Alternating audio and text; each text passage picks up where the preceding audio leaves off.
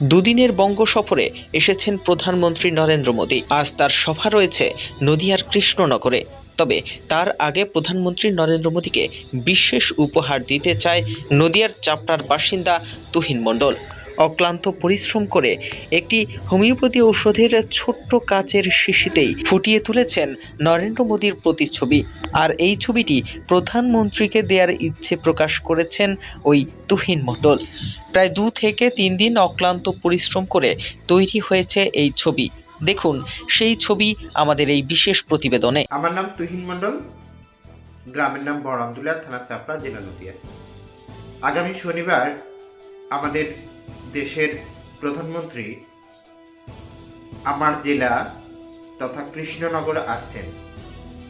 এটা আমার জেলাবাসীর ক্ষেত্রে খুব আনন্দের বিষয় এবং সেই জন্য আমি এই দীর্ঘ 2-3 দিন ধরে একটা ছোট্ট হোমিওপ্যাথি শিশির মধ্যে ওনার ছবি আঁকার চেষ্টা করেছি এবং এই 2-3 দিন চেষ্টা করার পরে ওনার ছবি আমি ওই শিশির ভিতরে আমি কমপ্লিট করতে পেরেছি। এই কমপ্লিট করার জন্য আমার নিজেকে ধন্য মনে হচ্ছে।